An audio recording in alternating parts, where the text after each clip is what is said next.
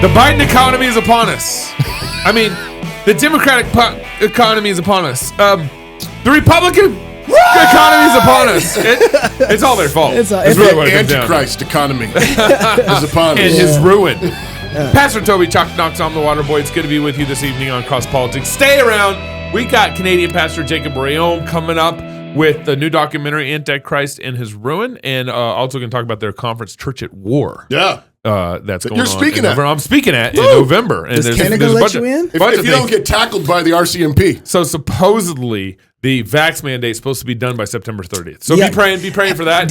Because if it's done, we're actually a bunch of Aaron Rock's going to come down to our conference. A bunch of the guys, a bunch of our pastor friends are going to come down to our conference and everything. So, we'll be praying for that. So be praying for that. Yeah. So as I mentioned, the Biden Republican Democrat economy is upon us. Don't listen to anybody who blames it on just one person. That's actually a good point, Gabe. There's certain things that you can blame on Biden. I'm happy to. Sure. There's no problem there. That's a good point, but don't think that this is just Biden's fault. But he is making it worse for sure. One of the things is, the last 2 years, we made a lot of decisions that we're going to be eaten right now. Oh, yeah. But we coasted. We had a little credit card balance that we kind of coasted through the last 2 years. We printed some plastic. We printed some of it. And so I think, retail sales are down. We're going to go through some of this here in a little bit. I think there's some challenge in our economy. I think we're going through a downturn. I think a lot is messed up. But like in COVID, as Christians, we don't want to respond in a spirit of fear. We don't want to, that's not our response. Right. And the other thing that's really helped me that we brought it before here is I think we should just call this like the Bonson effect. Oh, okay, or the Bonson principle. Oh. The You're going to blame Bonson for the economy? No. The Bonson effect is when the economy starts to suffer, when inflation starts to happen, when these things start going, work harder. Yeah. And I think that's a real response that we need to do right now. Is like these next 2 years is going to be some of the hardest working years of your life. And I think if you work hard, God will bless that, and you'll come out in a different place. I like when you get talking about the economy. It just makes me so happy. You like that? The Bonson effect. Yeah. And so Barry Sternlight on Squawk Box, he actually, I think, had some good insight on some of the things that are going on in the economy right now. And let's roll that clip. The economy is breaking hard. 500,000 single-family home sales, new sales, is the lowest since 1952. I mean, you're going to have a major crash in the housing market, and housing prices are going down. You are seeing housing prices correct. They've already took $7 trillion of wealth out of the stock market. I mean, the market is doing what it's supposed to do. We're actually breaking the market hard, and it's taking the excess out. Take the consumer that you just mentioned, okay? He's paying higher rent. He's actually paying more for food, and he's paying more for gas. So the savings he got and all the money he had in his bank account from the pandemic, I heard one banker tell me they had $2,200 in their average American savings account. That was up from $400. Pre all that money will be drained by the end of the year. So just from those three things, nothing the Fed is doing is going to change. They're attacking the economy with a sledgehammer, and they don't need to. Wow. Classical Conversations supports homeschooling parents by cultivating the love of learning through a Christian worldview and fellowship with other families. They provide a classical, Christ-centered curriculum, local like-minded communities across the United States and in several countries, and they train parents who are striving to be great classical educators in the home. For more information and to get connected, please visit their website at classicalconversations.com. Again, that's classicalconversations.com. So Barry points out that the inflation's up. The consumer is starting to feel it. All the money that the government Fed is beating the Fed's beating it. All the money. Sledgehammer. Remember during COVID and all the stimulus checks that we got, each family averaged about $3,500 per household. Some for the of us stimulus checks. more. Some of us more. You got more babes. Each family averaged about $3,500. And you remember, I went through and calculated what true inflation was going to do to us. Yeah. They came out and said, each average household is probably going to face about $5,000 in inflation this next year. There goes that $3,500 already. Right.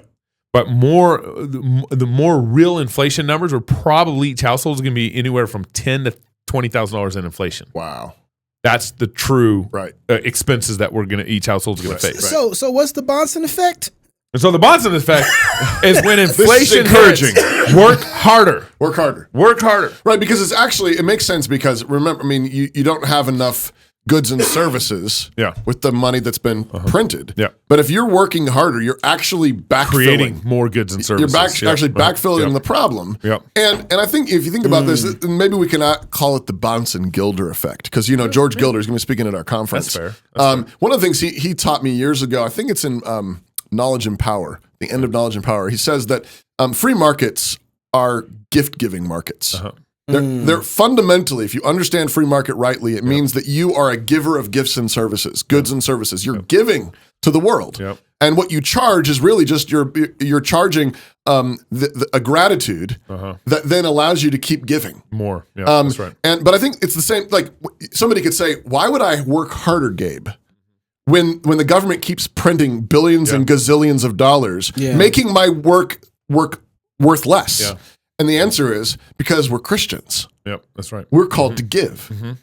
How have you been given to? Yep. Right? Give the way that Christ gave. That's right. He gave us everything. Right. And when you go to work and you work harder because of inflation, you're actually loving your neighbor. You're loving your people, your family, your kids. Right. You're loving your neighbor. You're loving your nation. Yeah. I love it. And so, the retail sales, bring that chart up.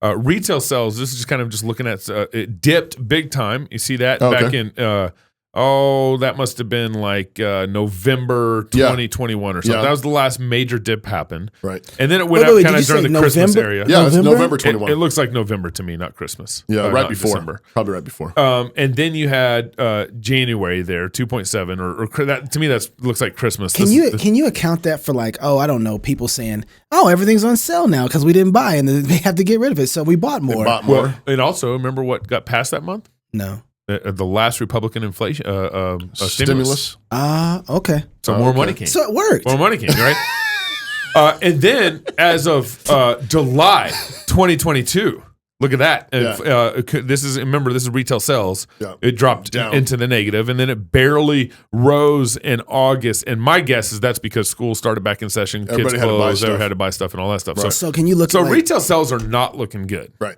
Definitely downward trend. Now, now bring up the next chart. They brought this up in the Squawk Box interview that we just saw, but I wanted to focus on it for a minute. This is new home sales. Yeah. Okay. This isn't like home sales. This is brand new home sales, right? Okay. So it adds kind of a different perspective on what's going on, and just look at it, just kind of since December of 2022, and look at it go. Yeah, January 2022. Is that January? I can't see. Okay, yeah. Beginning of the year. Yeah. And just watch it on decline. Now this is going to take into account the reason why new home sales are helpful because it's taking out supply chains. Right. All the increase in cost to build housing. How many new houses are actually being finished and coming on the market? That's right. And so you get down to about 500,000. Right? Did you say manpower, labor, and all that stuff gets you down to about 500,000. Yeah. Interesting. Yeah. So I think we're at a challenge here. I mean, all the data is starting to show it, and what's hilarious is what was it on Monday? Biden threw a inflation reduction act party. Yeah. While the stock market was crashing 1,000 points. We had this video. Where Neil Cavato, Biden was doing his live speech. Yeah. And Neil interrupts his live inflation reduction party speech and says, "Breaking news: inflation is stagnant. Didn't drop it wasn't at just all." Neil. CNN did several of the major news outlets broke away from the speech while he was talking, and to tell them that the stock market had dropped by 1,000, like it dropped 1,000 points on Monday. And CNN sounds so depressed that they had to do it. They were like, "We're sorry to do this, but this isn't good." So, but the government has been tinkering with the economy for a long time. We were talking about this off air. Where for hundreds of years, for 100 years here in our economy, the government's been tinkering with it, and tinking with it. There's a number of not protests. What are you talking about? Amazon workers. And then you had strikes. You had nurses in Minnesota strike. Right. And then you had not just any, but it's a large number. Yeah. So they're largely union strikes. It's all union strikes. And then this Amtrak. And then you had this Amtrak strike that just happened, and KJP had a little something to say about it. On the railroad tentative agreement, it's been reported that the companies have agreed to give the workers one paid sick day. The unions asked for 15 paid sick days. Why is that a deal the workers should now accept as it goes to a ratification vote? So as you know, Steve, the government is not a party to this deal, and so we're going to leave the specifics Not at all. of the deal to the two sides. It's not something that we're going to comment on. What did the president say when he called into the talks last night? What did he say that maybe pushed it over the finish? So the president message, it was very clear. We must get a deal done. He pushed them once President again to doesn't have recognize anything the to say, harm and that he has would something to hit say. Families, farmers, businesses, and entire communities if there was a shutdown. He asked them to be creative, to be flexible, meet the other half, the others halfway as well. And he emphasized how significant the economic impacts could be. Not a party. No, Not a party. the president is not part of this. Listen, We have no comment. But the president went in there and told them that they're going to get a deal done because it's going to have massive ramifications for our country and the economy. This is, I think it was a 24%. I had to look, make sure. I think it was a 24% hike in pay. Yeah. That was one of the things that was there.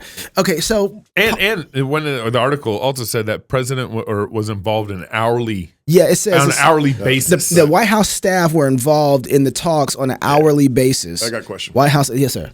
Who's going to pay for that 24% raise. 24% raise? Yeah, see, that's the problem. We are. Yeah. Look, this is gonna. If we use the train. So the White House, yeah, and we do.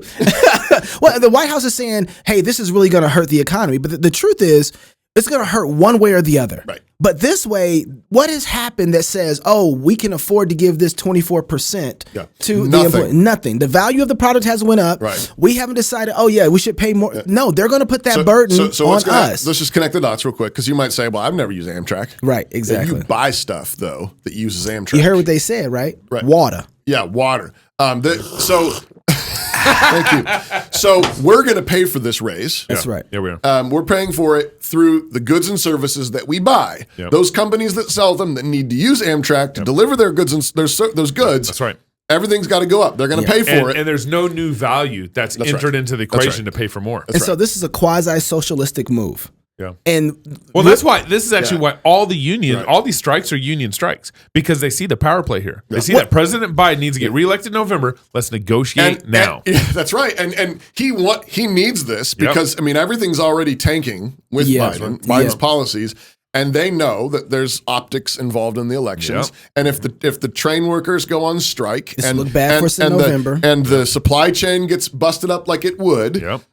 Everybody's going to blame him and the Democrats for their policies. And so he's running these plays to try to cover up. But this is get reelected. This is short-term thinking. That's right. Yep. That's right. Not Pastor. long-term thinking. Yeah. And this is one of this is fundamentally pagan. When you don't believe that there's a God over the system, and you don't believe there's a personal related God, then you have to act in like, what can I get now? That's right. What can I get now? Because you don't know what's going to happen tomorrow, next week, next year.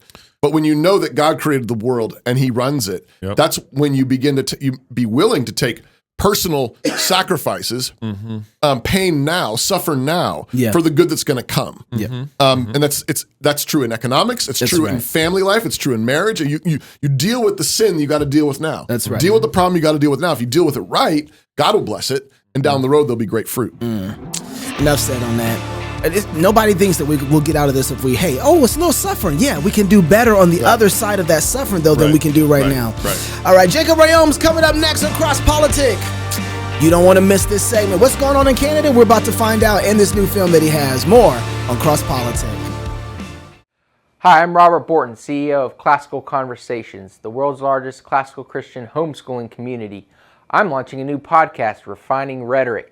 If you like cross politics or just listen to hear what crazy stuff they're saying today, you will enjoy Refining Rhetoric. You can find us on your favorite podcast platform.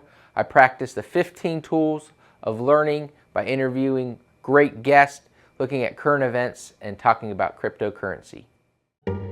This is where Dave and I plan this year's company holidays. Let's go through the list. Easter, Too religious. St. Patrick's Day? too white. Mother's Day? Way too cisgendered. All of your usual holidays have been canceled this year. But we still have Karl Marx's birthday! Need a real reason to party? Find a new job at redballoon.work. Welcome back to Cross Politic on the Fight Laugh Feast Network. You may notice that I'm drinking out of the Canadian mug, Canada mug. That's from our friends. That's really friends. I'm drinking out of my one that says "Move to Moscow." So we're contradictory mugs. Knox and I are in deep conflict talking right to now. Canada. No conflict. I thought you were talking about Russia. Subliminal. that was Mueller was talking about. That was Al Mueller. Remember, the Word became flesh and dwelt among us. The Word did not stay in heaven. The Word came down and met us. It met us with the truth. It met us with a story that will save the world. You and your family need to come to the Fight Laugh Feast conference in Knoxville, Tennessee. Take my money. October 6th through the 8th. The topic this year is lies, propaganda, storytelling, and the serrated edge. Christians haven't been reading their Bibles. They haven't embraced the Word that became flesh and dwelt among us. Yes. So join us October 6th through the 8th as we fight, laugh, and feast with beer and psalms, our amazing lineup of speakers, including Pastor Doug Wilson. You heard about George Gilder on the first segment.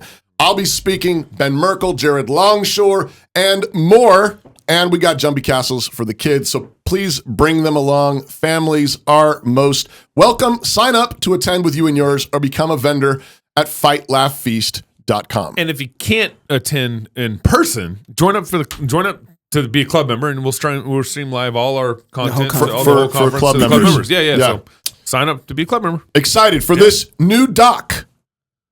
Johnson and Talbot. Score is tied 1-1, 3 minutes and 30 seconds. Vaughn shot the puck to Olmsted, but he couldn't control it.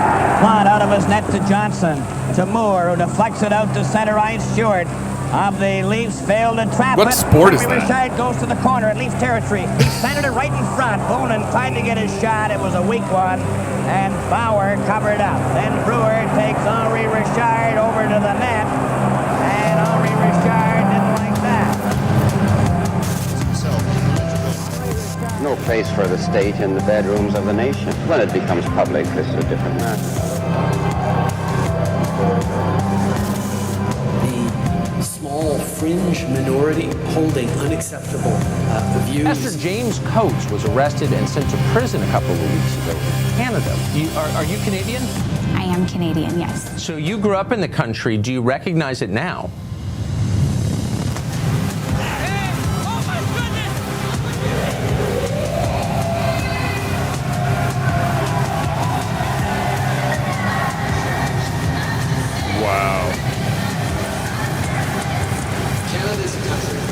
By immigration. Anti-gay sentiment is nothing new. Would you like to say hate crime? No, I don't. This is definitely not the nation that I grew up in. Wow. The Antichrist in his ruin. Yeah. And his ruin. Right. Jacob Reaume, who was mentioned there in on Tucker, is with us now. Jacob, thanks for coming back on Cross Politic. Hey, good to be on Cross Politic with you guys. And Gabe, by the way, that was hockey. Yeah, I know. At the beginning. It was a joke for my Canadians to laugh at. That's all. That's like, not what funny. sport is that? That's not funny. I do like when they start fighting. That makes it interesting. Then it turns into boxing. Jacob, that's a powerful teaser. Tell us about the movie.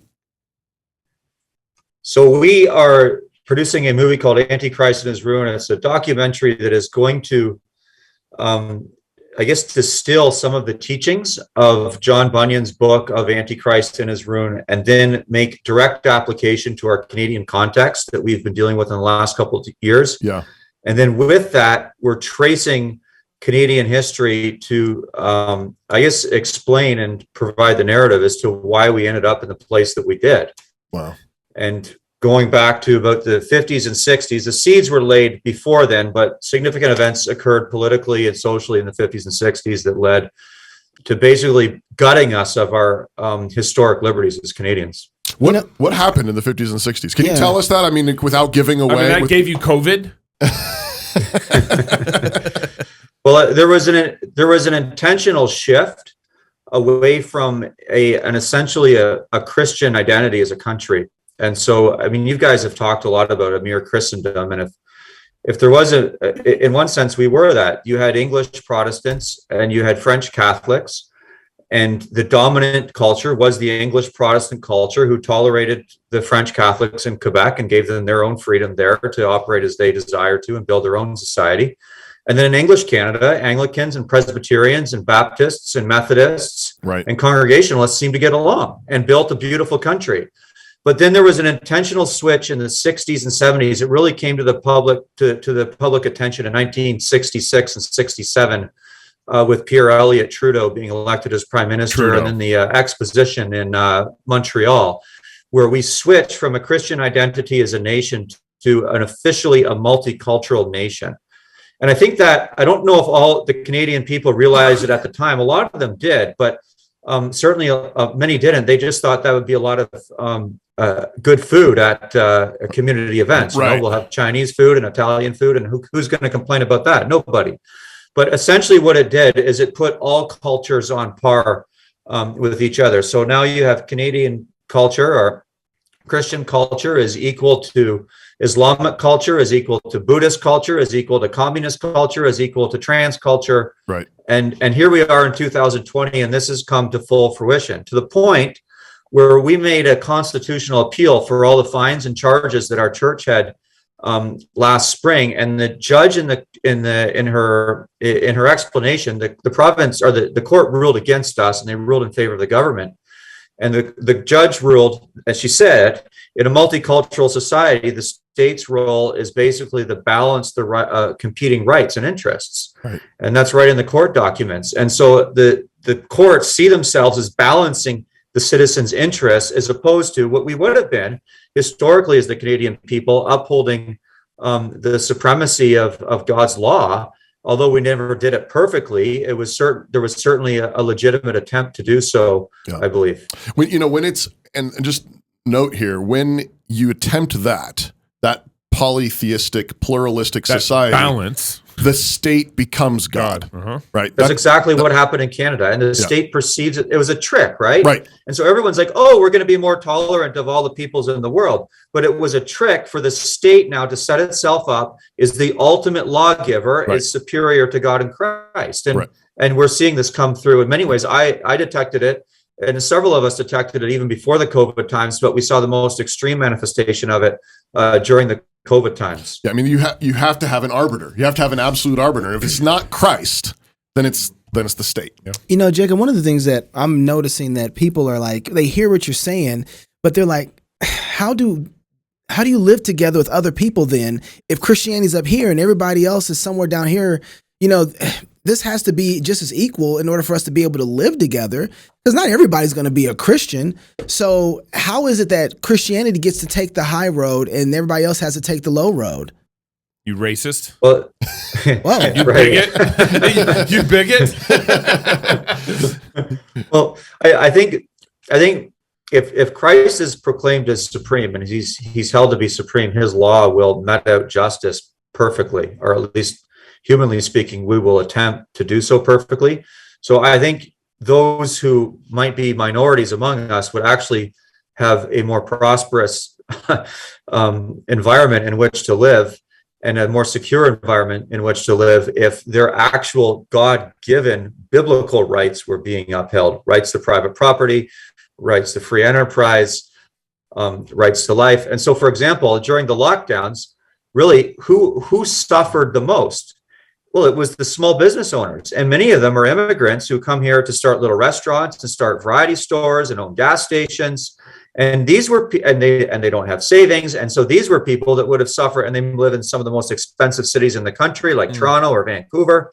And these people would have suffered terribly under our government. So you can't tell me that multiculturalism is providing them a secure and prosperous place in which to live. Now, people don't like what I'm saying, because all of a sudden this means that sexual immorality should be punished by the law. And I wouldn't have a problem with that. And I don't think that you would either. But I think at the end of the day, if that happened, we'd have stronger families and stronger, a stronger society, and probably a less tyrannical government, because all of a sudden this family might find its rightful place. But the government grows when the family falls apart. Right. Well, and the government's a big problem with sexual promiscuity Right, because they're participating in it. Bill Clinton's participating in it. You know, they're all in it. Why do this documentary? Why what do you expect to kind of accomplish with the Antichrist and his ruins? Well, I hope to accomplish a number of things. One of them is I don't think the church in Canada has fully grasped the implications of multiculturalism. Like for a lot of pastors, even I'm talking to, having put the trailer out there, they didn't realize it was this big of a problem, but it is a big problem.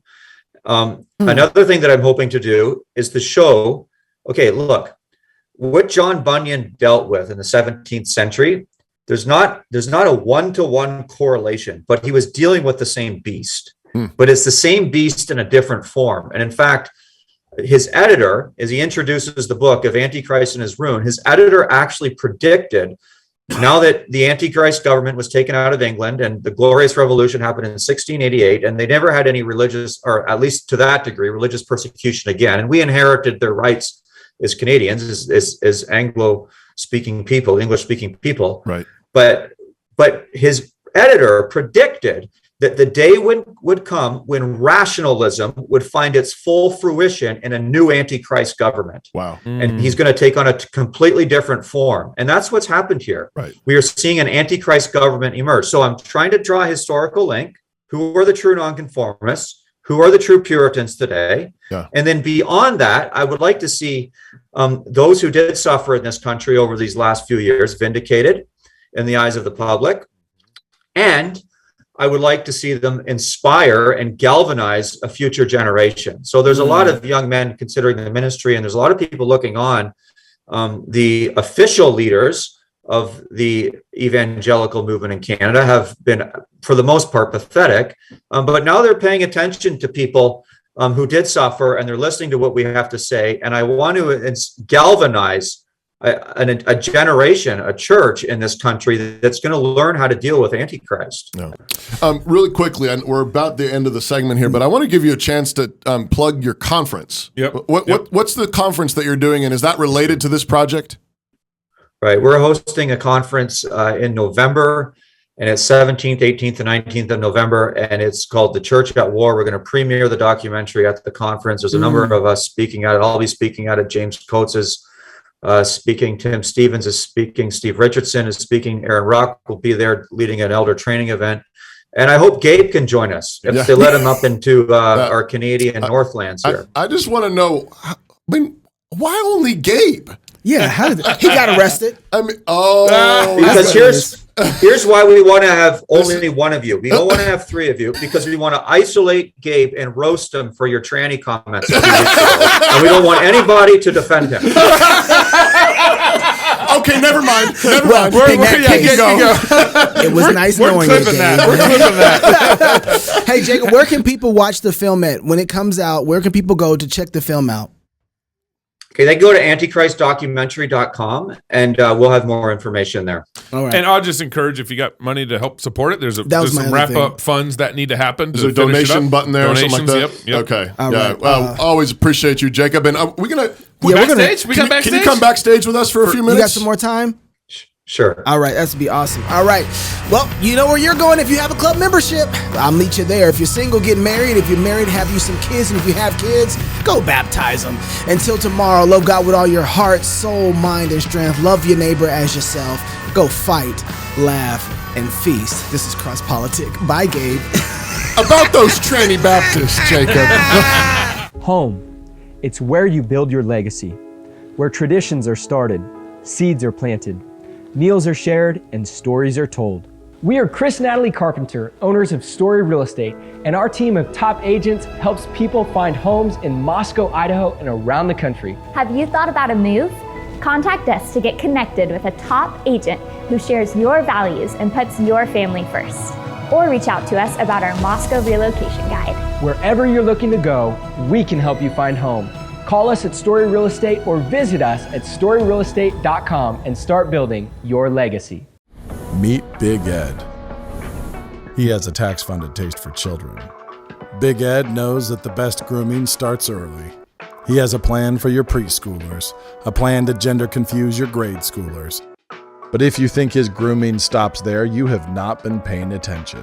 Big Ed wants to liberate your daughters from old-fashioned ideas like, well, you already know. Big Ed has dorm rooms ready for you in prison buildings of learning, and professors standing by dedicated to grooming young adults in doubt and unbelief. After all, he is the gatekeeper of this brave new world, and if you want a job, you'll need to pay him with years of your life for a permission slip. Yeah, whatever. You think David paid Goliath for a certificate in giant management before those two squared off? Did Luther major in theses? Was George Washington summa cum laude in empire repellents, while Jefferson focused on ag with a minor in declarations? When the world needs saving, meaningful vocations abound for those who are truly prepared. And the truth is, despite Marxist advances, this is still America, and Big Ed is still a voluntary opt-in.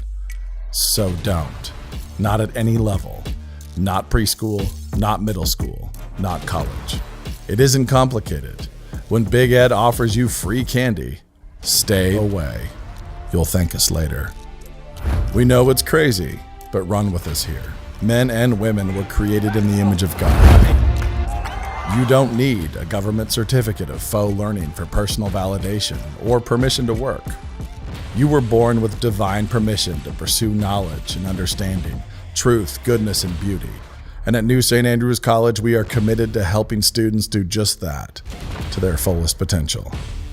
In an age dominated by chaos, when learning is on a choke leash controlled by Big Ed and his many strange friends, ours is an education for outlaws, an education for men and women committed to building a beautiful and free society in the ruins of the Western world. When thinking is outlawed, only outlaws will think. Yes, Big Ed hates what we do, but his hatred brings us joy. New St. Andrews College. Liberal arts for outlaws. Mind, body, and soul.